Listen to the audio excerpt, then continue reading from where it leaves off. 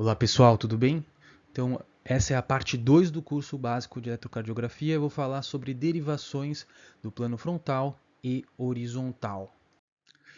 A gente pode começar recapitulando alguns conceitos da primeira aula, né? A gente pode pensar a respeito do eletrocardiograma como se fosse um sensor de vetores. E esse sensor tem múltiplos olhos, que são as múltiplas derivações. Então aqui está demarcado uma derivação, a seta aponta para o eletrodo positivo. Se o vetor apontar paralelo ao vetor, ao olho positivo, ao eletrodo positivo, eu vou ter uma inscrição alta e positiva. Se tiver oblíquo, uma inscrição um pouco menor e positiva. Se estiver se afastando do olho elétrico, portanto do eletrodo positivo, eu vou ter uma demarcação negativa, uma onda negativa. E da mesma forma, se for oblíquo e se afastando, um pouco menor e negativo. Lembra, se o vetor está passando 90 graus ao plano da derivação, eu posso enxergar tanto isoelétrico como isodifásico. Tá? Esses são conceitos básicos super importantes. Ok, qual que é a ideia aqui? Eu vou distribuir os meus eletrodos de uma forma que eu possa enxergar o coração de uma maneira tridimensional. Tá? Então é como se eu estivesse tirando várias fotos ao mesmo tempo para compor uma visualização 3D do meu coração. Então a gente vai usar derivações distribuídas no plano frontal e no plano transversal ou horizontal. Então sempre lembrando que a derivação, via de regra, ela pode ser bipolar ou unipolar. Bipolar simplesmente significa que tem um lado negativo e o outro positivo. A unipolar vai ter um lado positivo, que é o nosso olho elétrico sempre, e o outro lado ele é teoricamente zero. Tá? E muitas vezes eles colocam esse zero como se tivesse um zero teórico no centro do coração. Tá? E aí a gente vai interpretar de diversas formas, de diversos ângulos, como o vetor está se distribuindo ao longo do tempo. E aí, um estudioso chamado Einthoven, né, que é um dos pais da eletrocardiografia, ele propôs, inicialmente, distribuir alguns dos eletrônios do plano frontal. Então, foi criado o que eles chamaram de triângulo de Einthoven, que é um triângulo, na verdade, equilátero, tá, que fica um vértice no ombro direito, o outro no ombro esquerdo e o outro no pubis. E assim criou-se 3 derivações, D1, D2 e D3. Atualmente, a gente vai ver são derivações bipolares. Atualmente, a gente vai ver que a distribuição não é exatamente essa como foi originalmente proposta. Então, por questão de praticidade, a gente vai colocar o mesmo triângulo, na verdade, vai ter do braço direito, braço esquerdo e perna esquerda. E aí a gente vai observar, baseado nisso, como está se comportando o vetor médio do VE. Então, aqui está o exemplo aqui, digamos que o vetor médio esteja apontando para cá. A gente vai observar que em D1, via de regra, vai ser positivo. Em D2, olha só, D2 onde está o olho elétrico, via de regra o vetor está apontando para cá. Então vai ser positivo também. E D3? D3 para cá. D3, via de regra, a gente vai ver negativo. Ok, visto as derivações bipolares no plano frontal, a gente vai observar agora as derivações unipolares no plano frontal. Então veja, agora a gente vai usar os vértices daquele triângulo equilátero de Einthoven. Então, e a gente vai colocar como um centro, o zero no centro do coração, tá? Um centro elétrico teórico, cujo potencial vai ser zero. Então a gente vai ter mais 3 derivações chamadas de AVR, AVL e AVF. Tá? R de right, L de left e F de foot. Tá? O I e o A é de aumentada e o V de voltagem. Então são derivações ampliadas. Inicialmente, a capacidade de detecção era limitada. Então criou-se um método de ampliação para que ficasse então um valor, uma quantidade de voltagem legal para poder ser visualizada. E aí a gente criou, então, finalmente foi criado o sistema hexaxial. Esse sistema, então, vai ser a junção das 3 primeiras derivações bipolares com mais 3 derivações unipolares, todas colocadas no plano frontal.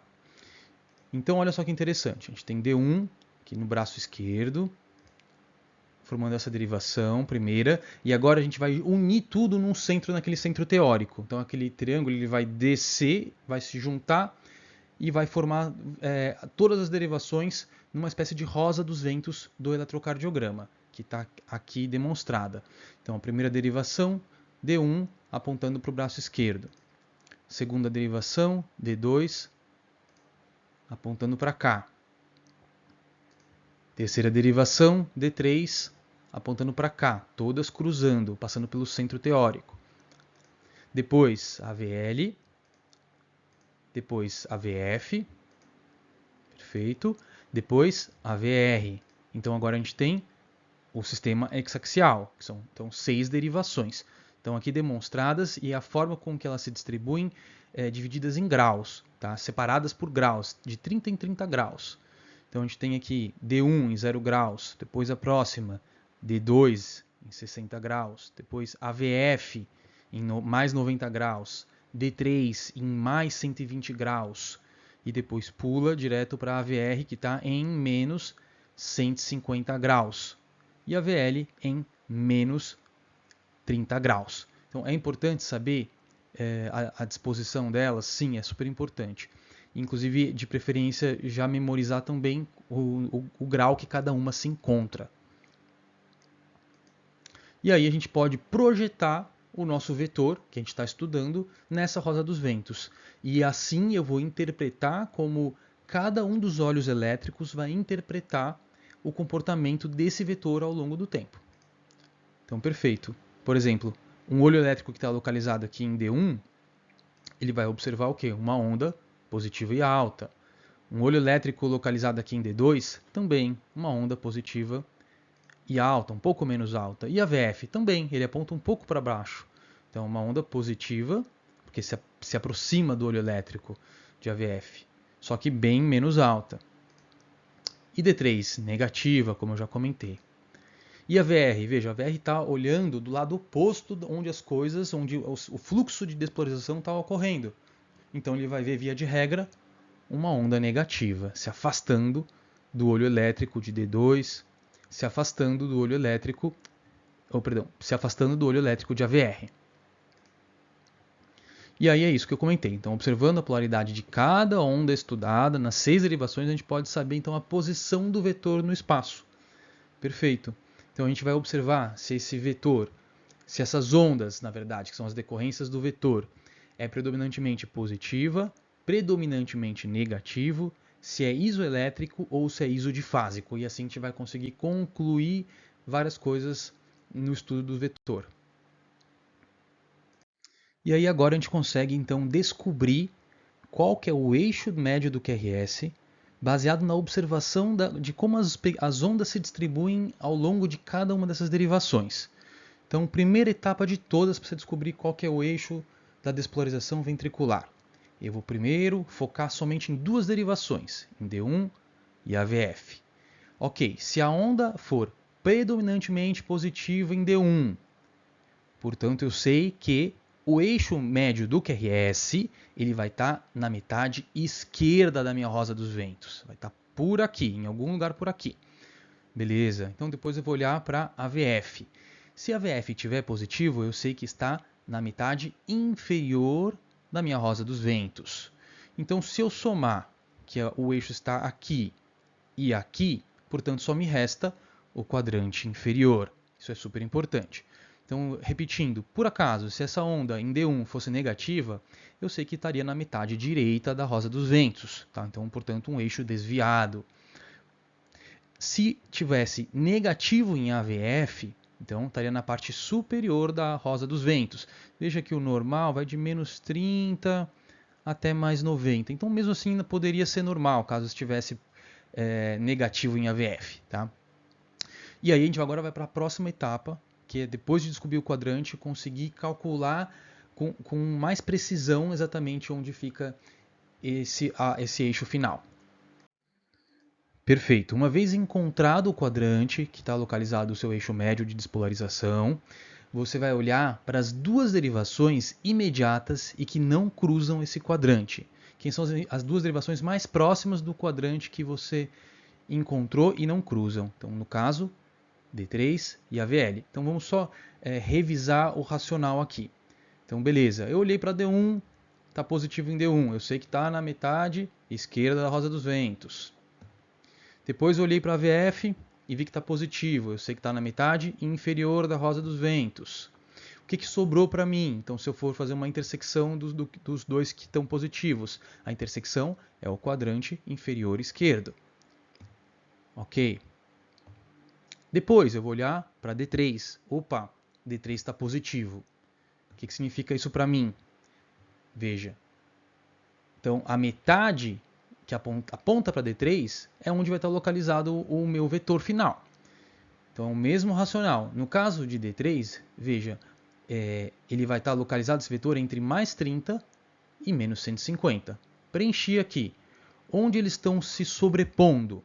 Entre mais 30 e mais 90, que é a primeira sobreposição que eu encontrei com essa segunda aqui. Perfeito. Então, ficou esta área.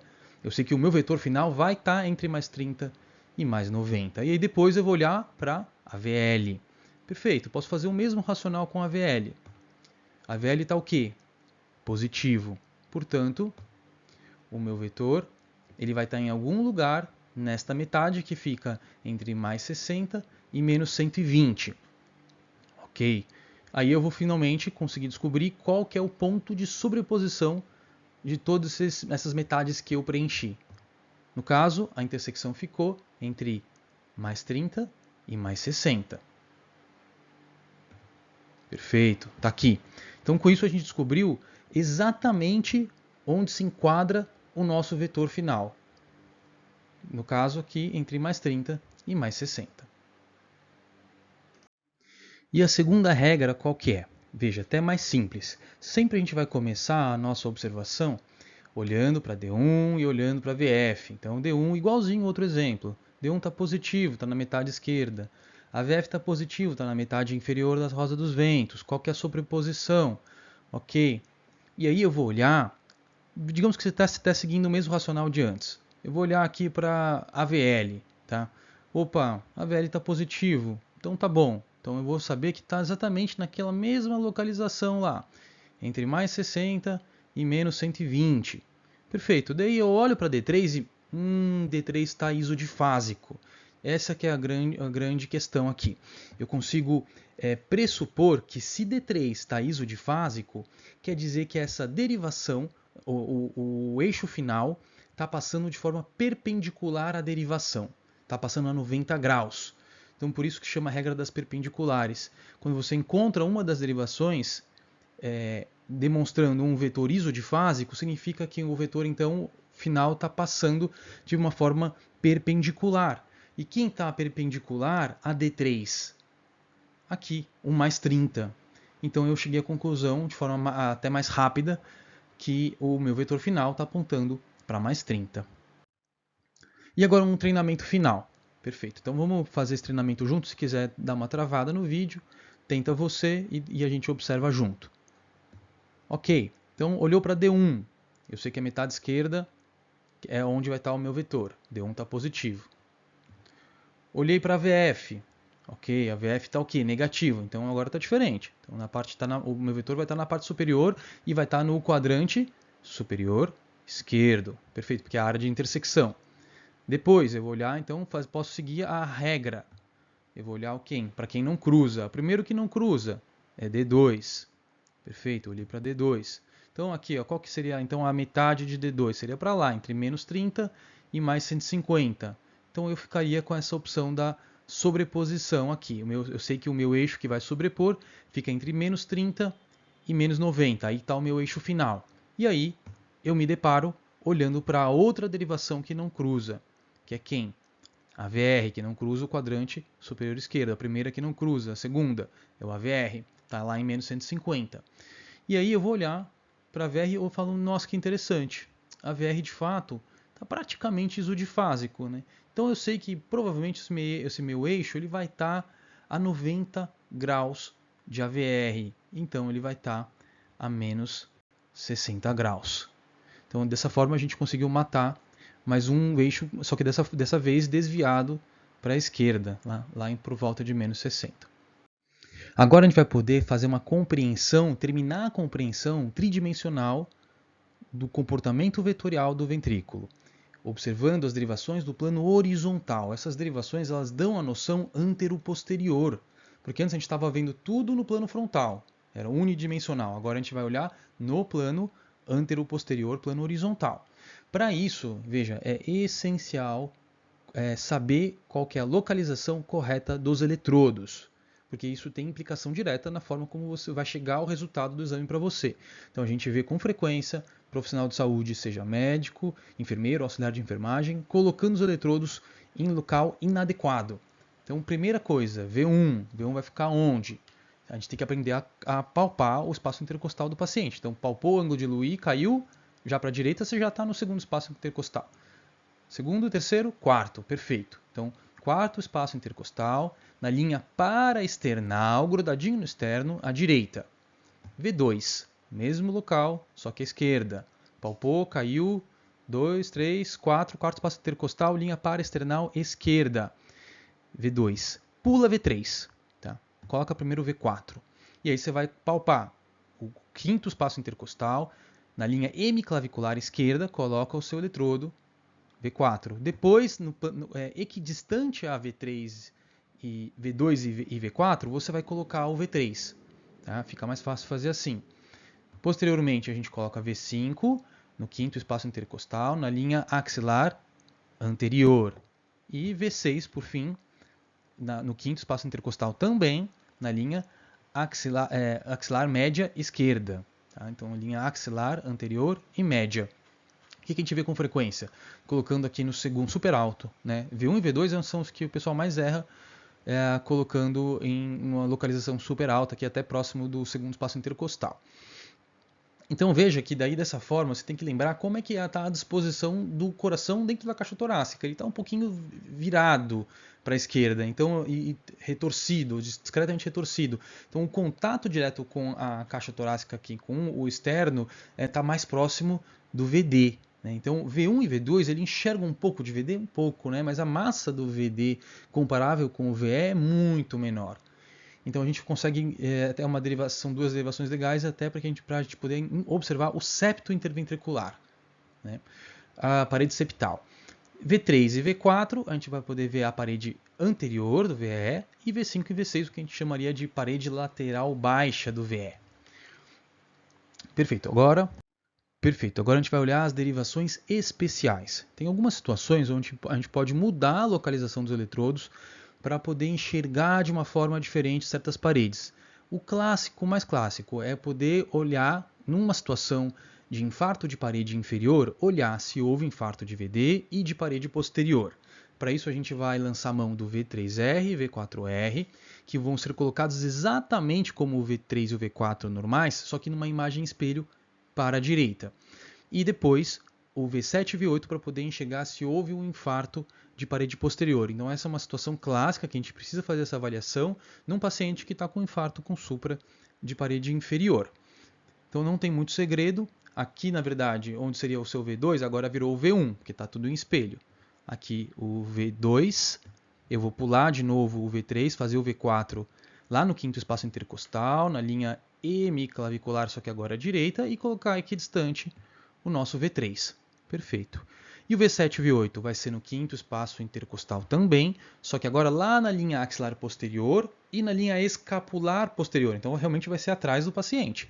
Você precisa palpar a pontinha da escápula, localizar o quinto espaço intercostal e aí você consegue colocar o seu eletrodo ali e lembra de escrever no eletrocardiograma que você fez quais são as derivações que você colocou como V3R e V4R, V7 e V8, tá bom? E também tem mais uma derivação que chama derivação especial de Lewis, ou de Louis. Né? Então essa derivação especial permite que a gente faça uma ampliação do átrio. Né? Então a gente vai posicionar os eletrodos de uma forma que fique assim, muito próxima do vetor de despolarização do átrio. E aí a gente vai pegar então o D1, tá? Colocar o eletrodo negativo de D1, portanto o eletrodo que estava no braço direito, no segundo espaço intercostal à direita, agora é o segundo. Tá? E aí depois a gente vai colocar o eletrodo positivo que estava lá no braço esquerdo, na borda external direita, no quarto espaço intercostal. E aí à direita também. E aí a gente consegue então fazer uma derivação ampliada e enxergar com mais precisão a atividade atrial. Aqui está um exemplo super interessante, olha só. Né? Então era um quadro de taquicardia com QRS largo. E aí uma das etapas para você fazer a avaliação desses casos é buscar, segundo os critérios de Brugada, buscar de repente uma dissociação atrioventricular.